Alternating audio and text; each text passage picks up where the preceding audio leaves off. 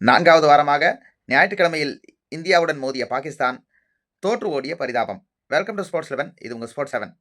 என்னடா ஏசியா கப்ல 3 முறை மோதுனாங்க, இந்த வாரம் என்னடா இந்தியா பாகிஸ்தான் ஆட்டம் அப்படின்னு சொல்லி பார்க்குறீங்களா? விமென்ஸ் வேர்ல்ட் கப் நடந்துட்டு இருக்கு. அது 50 ஓவர் ஃபார்மேட். அதில் இந்தியா பாகிஸ்தான் அணிகள் இன்னைக்கு மோதி இருக்காங்க.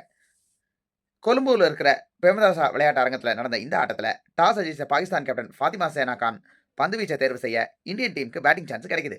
ஓப்பனிங் இறங்கின பிரதிகா ராவல் மற்றும் ஸ்மிருதி மந்தானா 2 பேரும் சேர்ந்து முதல் விக்கெட்டுக்கு 48 ரன்னை பார்ட்னர்ஷிப்பாக போட ஃபாத்திமா சேனாவுடைய பந்து வீச்சில் ஸ்மிருதி மந்தானா அவுட் ஆனாங்க. அதை தொடர்ந்து கிரீஸுக்கு வந்த ஹர்லின் டோயல் கூட சேர்ந்து பிரதிகா ராவல் ஒரு பார்ட்னர்ஷிப் அமைக்க இவங்க 2 பேரும் நல்லா டீமுடைய ஸ்கோரை உயர்த்திக்கிட்டு இருப்பாங்க அப்படின்ற நிலை ஒரு நம்பிக்கை கிடைச்சது. இருந்தாலும் 31 ரன்கள் எடுத்திருந்த நிலையில இக்பாலுடைய ஆம்பால கட் பண்ண முயற்சி பண்ண பிரதிகா ராவல் ஸ்டெம்பை பறி கொடுத்துட்டு வெளியே போனாங்க.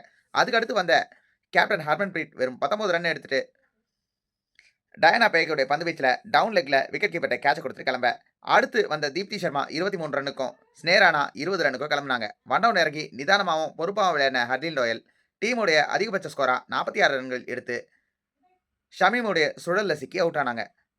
ஒரு கட்டத்தில் 220 வருமா அப்படின்னு யோசிச்சுட்டு இருந்த சூழல்ல கடைசி நம்பிக்கையா கிரீஸுக்கு வந்த விக்கெட் கீப்பர் ரிச்சா கோஷ் அதிரடியாக விளையாடி 20 பந்துகளில் 3 பவுண்டரிகள் மற்றும் 2 சிக்ஸர்களோட 35 ரன்களை விளாசி கடைசி வரைக்கும் நாட் அவுட்ல நின்னாங்க. டெய்லண்டர்களை துணைக்கு வச்சுக்கிட்டு அவங்க இந்தியாவுடைய ஸ்கோரை 50 ஓவர்கள் முடிவில் எல்லா விக்கெட்டுகளையும் இழந்து 247 அப்படின்ற நிலைக்கு உயர்த்தி விட்டாங்க.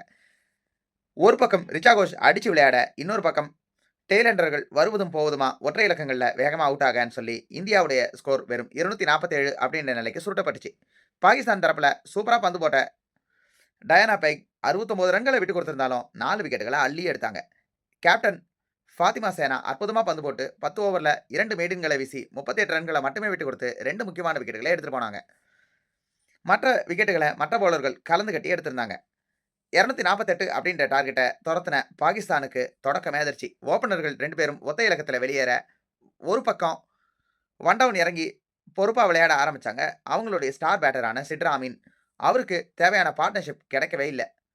நம்பர் 5 பேட்ஸ்மேனாக கிரீஸுக்கு வந்திருந்த நட்டாலே பர்வேஸ் மட்டும் 33 ரன்கள் அடித்து ஒரு 69 ரன் ஸ்டாண்டை 4வது விக்கெட்டுக்கு சேர்த்தாங்க. அதை தொடர்ந்து விக்கெட் கீப்பர்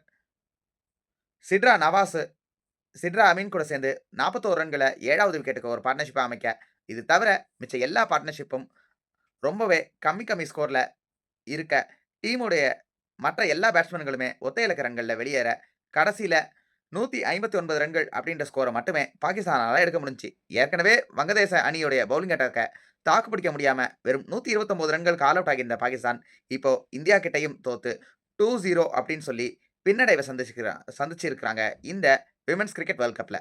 இன்னொரு பக்கம் இந்திய அணியை பார்த்தா இலங்கை கிட்ட ஒரு சரிவான சூழல்ல இருந்து ஆல்ரவுண்டர்கள் பேட்டிங்கில் கலக்க, எல்லா பவுலர்களும் கலந்து கட்டி விக்கெட்டை எடுக்கன்னு சொல்லி 41 ரன்கள் வித்தியாசத்தில் ஒரு சூப்பரான வெற்றியை இலங்கைக்கு எதிராக பதிவு பண்ண இந்தியன் டீம் இப்போ பாகிஸ்தான் கிட்ட அதை விட பெருசாக ஒரு வெற்றியை பதிவு பண்ணி அவங்களுடைய பொசிஷனை இன்னும் ஸ்ட்ராங்காக ஆக்கி இப்போதைய சூழலில் டேபிள் டாப்பராகவும் ஆகியிருக்கிறாங்க. 2 போட்டிகளில் விளையாடி 2 போட்டிகளில் ஜெயிச்சு இந்தியன் டீம் ஒரு பக்கம் கலக்கிக்கிட்டு இருக்க, பாகிஸ்தான் டேபிளோடைய பாட்டத்தை நோக்கி பரிதாபகரமாக போயிருக்கிறாங்க. ஒரு பக்கம் மென்ஸ் கிரிக்கெட்டில் இந்தியா வெஸ்ட் இண்டீஸை வச்சு டெஸ்ட் கிரிக்கெட்டில் தம்சம் பண்ணியிருக்கிறாங்க. இங்கே விமென்ஸ் கிரிக்கெட்டில் இந்தியா பாகிஸ்தானை பந்தாடி இருக்கிறாங்க. தொடர்ந்து 4வது வாரமாக men's cricket, women's cricket, T20 cricket, ODI கிரிக்கெட்டுன்னு சொல்லி பாகிஸ்தானை இந்தியன் டீம் வச்சு செஞ்சிட்ருக்கிறாங்க அப்படின்னே சொல்லிடலாம்.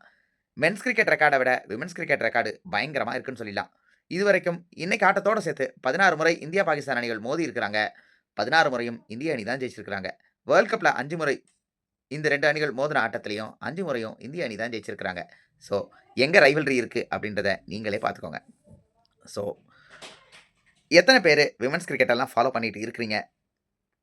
இந்தியாவுடைய வேர்ல்ட் கப் கேம்பெயின் இன் விமென்ஸ் கிரிக்கெட் இந்த முறையாவது அவர்களுக்கு உலகக்கோப்பையை வென்று கொடுக்கும் அப்படின்னு சொல்லி நம்புறீங்களா? பதில்களை கமெண்ட் செக்ஷனில் போஸ்ட் பண்ணுங்கள். வீடியோ பிடிச்சிருந்தா லைக் பண்ணுங்கள். மறக்காம உங்கள் ஃப்ரெண்ட்ஸ்க்கு வீடியோ ஷேர் பண்ணுங்கள். நம்ம ஸ்போர்ட்ஸ் 11 சேனலை சப்ஸ்கிரைப் பண்ணி பெல் ஐகானை ப்ரெஸ் பண்ணுங்கள். ஆதரவு கொடுங்க. நன்றி, வணக்கம்.